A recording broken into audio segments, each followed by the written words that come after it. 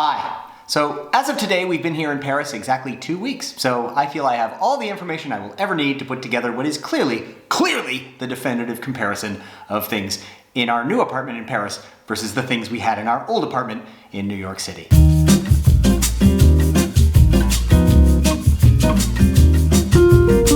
Now, while this is a truly complete and definitive list, which you should print out and take with you everywhere you go, all the days of your life, it's also specifically about the places I've lived, and so your mileage or kilometerage may vary. So, also, I've kept it to 3 items on each side of the ledger for the sake of brevity. Maybe this can become a series, I don't know.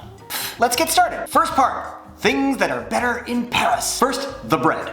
This will shock you, I'm sure, but wowza, the bread is great here. People on a carb-free diet are gonna have a bad time. Last year, the baguette was placed on UNESCO's list of intangible cultural heritage items, and with good cause. They're great.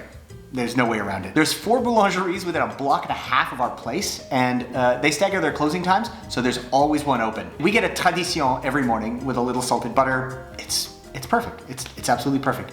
You can make sandwiches out of them. They're great with jam. New York bread is, well, the sourdough can be nice. I admittedly don't have a lot of nice things to say about New York bagels. They're just too fluffy and doughy. I'm a Montreal bagel guy. Give me a salty, dense rope of Saint Viateur bagel fresh out of the oven and ugh, that's the stuff. But yeah, baguette, croissant, pain au chocolat, whatever else. If you were wondering, the hype is very definitely real. It's pretty great. Also the cheese. Next, the view from our window. In New York City, we had 4 windows facing south and east, and they all looked on either our next door neighbor's yard or on the alley behind our building, which was great. I mean, there's a lot to see, and it's the real New York experience to look out your window and see someone else across the alley looking lazily back at you doing whatever it is other people do. But here, we have this massive bay window that overlooks, well, a lot of weird local Paris architecture. This is all behind a gate, so sorry stalkers, but it's nice and quiet and extraordinarily well lit. I mean, it's a seriously overcast day today, and I'm lit. Look at this, like it's freaking golden hour or something. It's great. Of course, as I say that, the sun comes out, but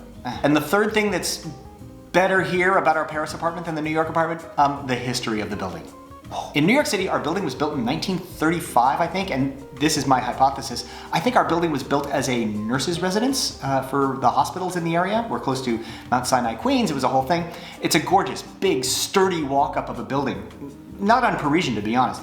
And while the building itself is showing its age a bit, it's perfectly fine. Here, our building was built in 1905 by some sculptor. It was an art piece for him, and then it was moved into by an Iranian diplomat very early on. They've broken this place up since then into like 4 or 5 smaller places, but there, in one of the other ones, there's a throne room, an actual throne room in case the Shah ever showed up. I'm not sure he ever did, but yeah, the throne room is next door. And the neighbors that have that place, they're moving in next month, so we might have something to talk about. But also, our apartment was used as one of the sets for the film L'important c'est d'aimer, or That Most Important Thing, Love.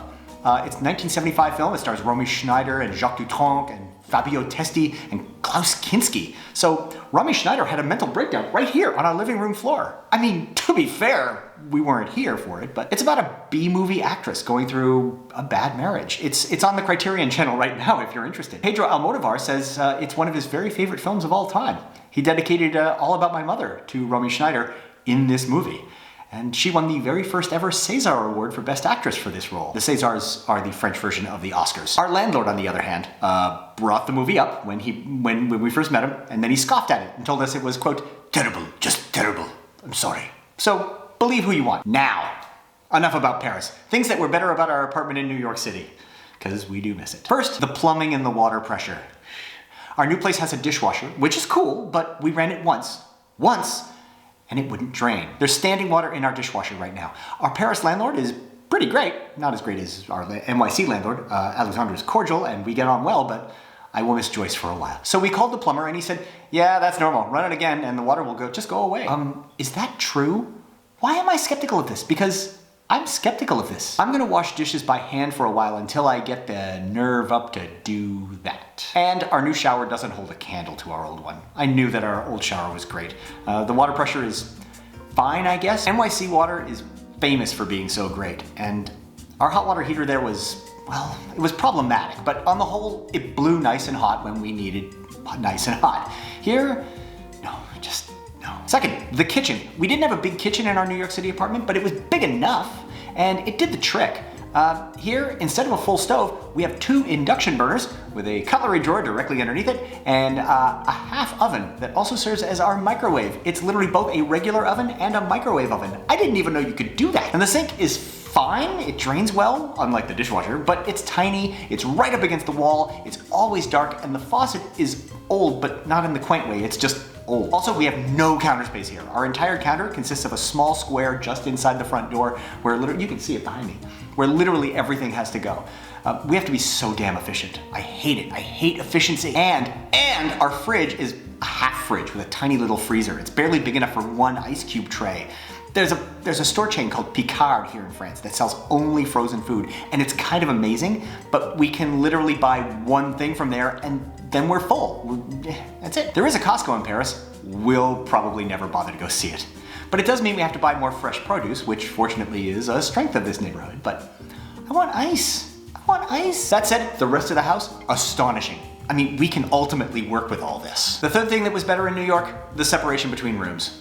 Yeah, even though our Paris apartment is actually larger than our New York place, with 2 flights of stairs and a full basement, I mean, we sleep up there and Felix sleeps downstairs, and the floors and walls are nice and sturdy. I mean, this place was built in the 1900s, so the floors and walls are kind of thick. It's actually got less sound separation right now. Our child can wake up and come upstairs and bug us now, and there's nothing we can do about it because we taught him how to climb stairs.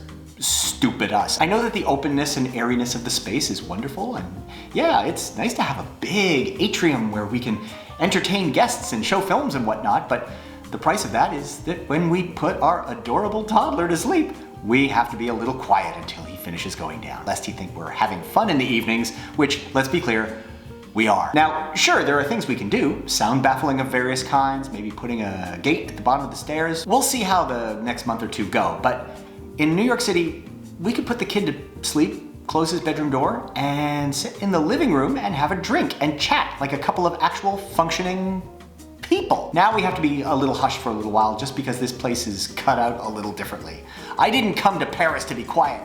Wait, no, I didn't come to New York to be quiet. We came to Paris to immerse ourselves and our child in another culture. Got it. I know. We'll figure it out. While this is a complete and comprehensive list, feel free to ask any questions you like in the comments. I will answer as best I can. And if you're in town, do let me know.